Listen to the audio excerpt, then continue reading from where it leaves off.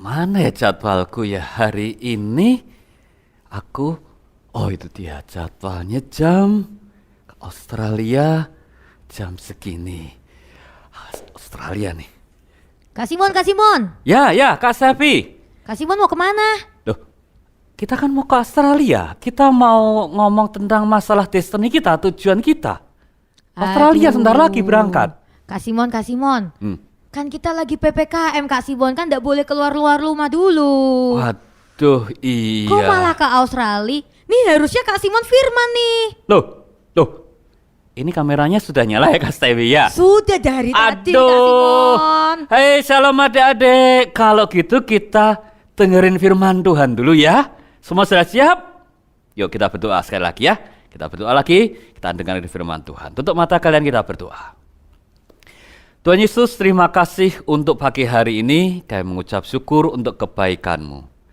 Selama seminggu ini Kau sertai kami, Kau jagai kami, semua yang baik ada di dalam keluarga dan hidup kami. Terima kasih Tuhan. Tuhan Roh Kudus, biar hari ini Kau berbicara lagi melalui firman-Mu, buat kami mengerti, buat kami memahami tentang isi hati-Mu.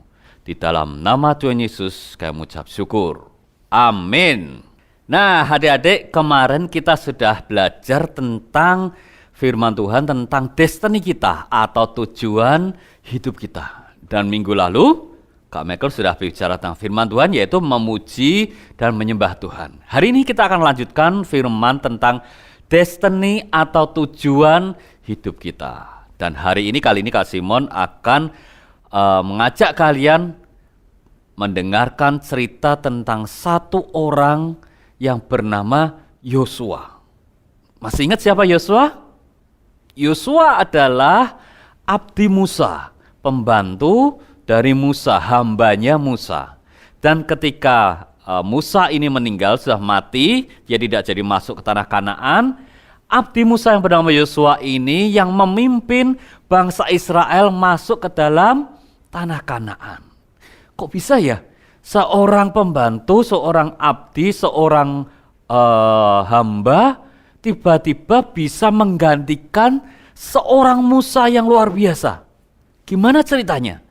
Gimana ceritanya Yosua ini perjalanan hidupnya, tiba-tiba tujuan hidupnya dia harus memimpin bangsa Israel menuju tanah Kanaan. Kita baca ya. Coba kita baca. Kitab Yosua pasal yang pertama, ayat pertama sampai ketiga. Yosua pasal pertama, ayat pertama sampai ketiga.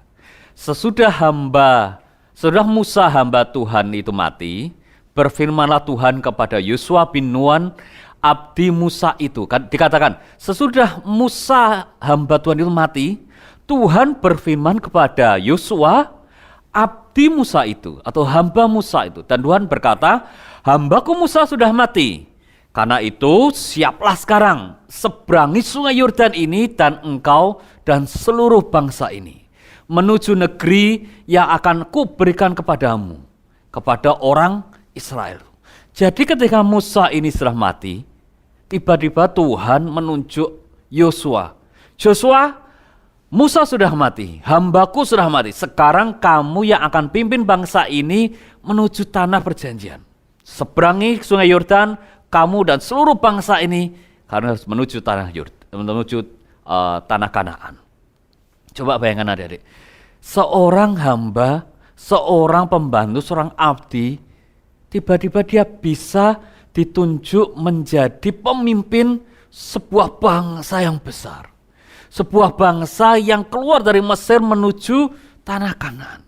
Kira-kira apa ya yang harus dikatakan, harus dilakukan Yosua ini, atau apa yang harus Yosua kerjakan untuk bisa memimpin bangsa ini menuju tanah Kanaan? Kita baca ya satu-satu ya, kita akan pelajari satu-satu. Yang pertama, di kitab Yosua 1 ayat 8. Yosua 1 ayat 8. Tuhan katakan, janganlah engkau lupa memperkatakan kitab Taurat ini, tetapi renungkanlah itu siang dan malam, supaya engkau bertindak hati-hati sesuai dengan segala yang tertulis di dalamnya. Sebab dengan demikian perjalananmu akan berhasil dan engkau akan beruntung. Jadi ketika Yosua disuruh memimpin bangsa Israel keluar dan masuk ke tanah Kanaan, Tuhan bilang, kamu Yosua jangan lupa renungkan firman Tuhan ini, renungan Taurat Tuhan ini, dan memperkatakan Taurat Tuhan ini. Supaya engkau itu berhasil dan engkau bisa beruntung. Dan kunci yang pertama adalah supaya kita bisa menggenapi destiny kita, kita harus selalu membaca firman Tuhan. Kita harus selalu mendengarkan firman Tuhan dan merenungkan firman Tuhan itu di dalam hidup kita. Dan baca itu bukan cuma baca, dibaca, selesai. Enggak gitu adik-adik. Kita harus baca dan kita renungkan. Kita berdoa minta Tuhan jelaskan firman Tuhan ini apa sih artinya. Supaya kita bisa berhasil dan kita bisa beruntung. Nah adik-adik, di tangan Kasuman ada sebuah Alkitab. Di dalam Alkitab ini Tuhan berkata banyak kepada hidup kita.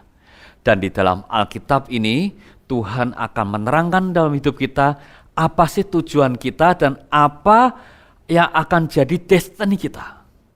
Nah sekarang coba kalian bayangkan. Ketika kalian membeli sebuah handphone yang baru misalnya ya. Kalian beli handphone yang baru, yang benar-benar baru. Ketika kalian buka dusnya, selain handphone yang kalian temuin apa lagi? Ada charger, ada baterai dan sebagainya. Tapi ada satu lagi yang biasanya orang suka lewati, yaitu apa? Buku manual, betul. Ketika kita beli sebuah barang, terdapat buku manual.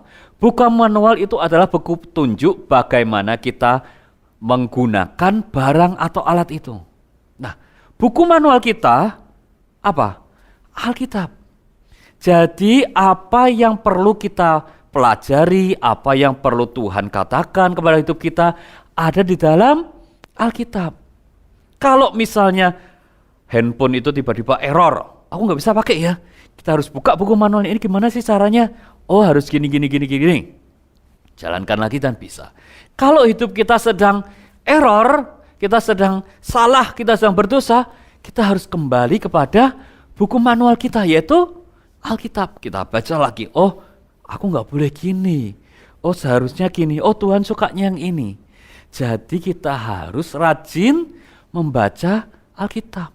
Bagaimana kita bisa tahu kalau kita tidak pernah baca? Mulai hari ini kita baca Alkitab. Siapa yang sudah rajin baca Alkitab? Semua ya. Kak Simon harap kalian semua rajin membaca Alkitab. Seperti Yosua tadi bilang, diperkatakan dan direnungkan kitab Taurat ini. Kalian baca, minta Tuhan menjelaskan, renungkan, dan perkatakan dengan mulut kalian. Itu yang pertama, yaitu baca Alkitab, kita mencari buku manual kita, buku petunjuk hidup kita, dan kita renungkan dan kita perkatakan Alkitab ini firman Tuhan ini. Yang kedua, tadi yang pertama kita baca Alkitab ya, kita baca Alkitab dan kita renungkan firman Tuhan. Yang kedua kita harus sering-sering berdoa.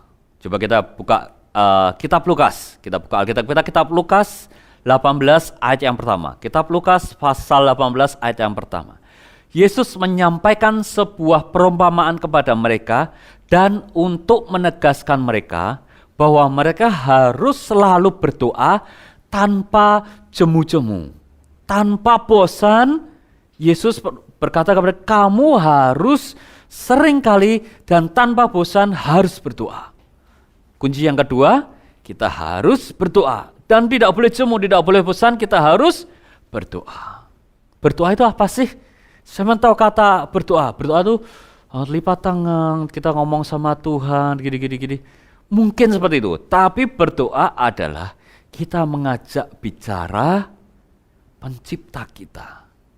Kita mengajak bicara Tuhan yang menciptakan hidup kita. Masih ingat? Tadi kalau kita beli handphonenya rusak, ada buku manual, betul kan? Buku manualnya dibaca, oh bener gini. Ketika sudah dicoba, ternyata handphonenya masih rusak. Kalau kita misalnya beli handphone, merek apa? Kita beli handphone merek Nokia. Kalian tahu Nokia? Enggak ya? Kalau kalian beli handphone merek iPhone misalnya ya, kalian pasti iPhone pasti tahu. Kalau kita beli handphone merek iPhone, dan kita coba nggak bisa, bahkan setelah baca buku manual kita nggak bisa juga, kemana kita harus pergi? Ke tempat yang jual iPhone, yaitu orang yang membuat iPhone itu, atau wakilnya, pabriknya membuat iPhone itu. Begitu juga dengan hidup kita. Kalau hidup kita ini ada yang salah, atau kita tidak tahu harus ke kiri atau harus ke kanan, kita baca Alkitab, kayaknya masih ragu, kita harus mengajak bicara pencipta kita. Seperti iPhone dibawa ke toko iPhone dan bukan ke bawa toko Samsung, kita harus berdoa kepada pencipta kita, kepada Tuhan yang di surga, Bapa yang di surga. Yesus berkata, jangan jemu-jemu kalian berdoa. Karena dengan berdoa, Tuhan akan memberikan hatinya kepada kita. Dia jelaskan hatinya kepada kita. Dan ketika kita berdoa, kita seperti membawa handphone yang rusak ini kepada pembuatnya. Kita bawa hidup kita ini kepada pembuatnya. Dan pembuat itu pasti tahu apa yang terjadi, apa yang rusak, apa yang harus diperbaiki, apa yang harus diperbaiki seperti ini atau itu. Dan ketika kita datang kepada Tuhan, Tuhan pasti tahu apa yang baik untuk kita. Yang pertama tadi apa? Kita harus baca firman Tuhan, baca Alkitab dan renungkan itu dan perkatakan. Yang kedua, kita harus sering-sering berdoa dan tidak boleh jemu, tidak boleh bosan untuk berdoa. Karena dengan berdoa kita menghadap pencipta kita, pembuat kita. Dan yang ketiga adik-adik, yang ketiga kira-kira apa? Yang ketiga, kita harus berkumpul bersama dengan teman-teman atau anak Tuhan yang lain. Siapa di sini pernah membuat api unggun? Pernah semua? Waktu di sekolah, waktu offline kemarin pernah? Kalau kita bikin api unggun, apakah cukup cuma satu batang kayu aja? Bisa bikin api dengan bisa. Tapi kalau kita punya banyak batang kayu yang banyak dan kita nyalakan api, apinya akan jadi lebih besar dan menjadi lebih panas. Nah, Alkitab dikatakan di Ibrani, sekarang kita buka Ibrani ya, Perjanjian Baru, bagian belakang, Ibrani pasal 10 ayat yang ke-25. Janganlah kita menjauhkan diri dari pertemuan-pertemuan ibadah kita, seperti yang dibiasakan oleh beberapa orang. Marilah kita saling menasihati dan semakin giat melakukan menjelang hari Tuhan yang semakin dekat. Jadi Ibrani bilang, di kitab Ibrani bilang, ketika hari Tuhan itu sudah main dekat, yaitu hari-hari seperti ini, kita harus sering bertemu dengan teman-teman, dengan anak Tuhan yang saling menguatkan, saling menasihati, saling memberi support, saling menguatkan.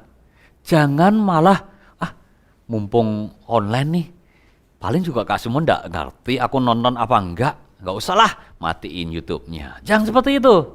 Atau setiap hari Sabtu yang kalian punya Zoom MK, masih ingat? Ayo, siapa yang sering bolos? Ketika hari Sabtu kita ada Zoom MK, ikut di situ. Kita ketemu sekalipun tidak secara fisik, tapi kita bisa ketemu lewat Zoom itu. Kita bisa saling mendoakan, bisa saling membagi firman, bisa saling cerita. Ada kakak-kakak yang bersedia membantu kalian, ada teman-teman yang bisa mendoakan kalian. Jangan menjauhi pertemuan-pertemuan ibadah. Mungkin hari ini kita tidak bisa ketemu secara fisik, tapi ada Zoom, ada telepon, ada YouTube, ada firman Tuhan. Kita harus bersatu dengan anak-anak Tuhan yang lain, supaya hidup kita ini, api kita jangan semakin kecil, semakin padam. Kalau satu batang kayu didiamkan aja, apinya akan makin kecil, makin padam. Tapi kalau kita bersatu, kita sering bertemu, kita sering membagikan firman, api kita akan semakin besar dan kita akan menjadi semakin kuat. Kita ulangi ya, ada 3. Yang pertama, apa yang pertama? Betul, kita harus baca firman Tuhan, kita harus renungkan firman Tuhan itu dan memperkatakan dengan mulut kita. Yang kedua, kita harus tidak boleh bosan berdoa. Karena dengan berdoa kita ngobrol, kita bicara dengan Tuhan pencipta kita dan Dia berikan hatinya kepada kita, Dia perbaiki hidup kita. Dan yang ketiga, kita harus sering berkumpul dengan anak-anak Tuhan yang lain, supaya kita bisa saling dikuatkan, supaya kita bisa saling menasihati, dan kita menjadi semakin maju. 3 hal ini yang membuat kita bisa maju, ke dalam destiny kita. Kalau kita salah arah, ada anak Tuhan yang memberitahu kita. Kalau kita berdosa, ada Tuhan yang mau mengampuni dosa kita. Dan Yosua dari seorang hamba, dia bisa memimpin bangsa yang besar ini masuk dalam tanah Kanaan. Dengan memperkatakan firman Tuhan, merenungkan firman Tuhan, dengan berdoa, dan dia berkumpul dengan banyak orang yang sesuai dengan kehendak Tuhan. Nah, hari ini adik-adik, sebelum Kak Simon tutup firman Tuhan kali ini, Kak Simon mau berdoa buat kalian sekali lagi. Kak Simon tahu dalam seminggu, 2 minggu terakhir ini banyak hal yang terjadi. Tapi Kak Simon berdoa buat kalian, supaya kalian tetap kuat, supaya kalian tetap sehat, supaya keluarga kalian tetap dalam lindungan Tuhan. Tapi jangan sepelekan juga prokes yang ada. Kalian ketika keluar rumah, pulang harus segera cuci tangan, segera mandi. Kalian keluar rumah harus pakai masker. Kalian tidak ada kegiatan apa-apa, jangan keluar rumah, tetap di rumah aja. Hari ini kita akan tetap di rumah sementara ini, tapi Kak Simon dan kakak-kakak yang lain di sini akan berdoa buat kalian. Ya, tutup mata kalian, kita akan berdoa sekali lagi. Tuhan, terima kasih buat pagi hari ini Tuhan. Terima kasih untuk firman-Mu. Kau yang wahyukan firman-Mu, yang jelaskan di dalam hati kami. Buat kami ini tetap rajin membaca firman-Mu, merenungkan firman-Mu, memberkatan firman-Mu.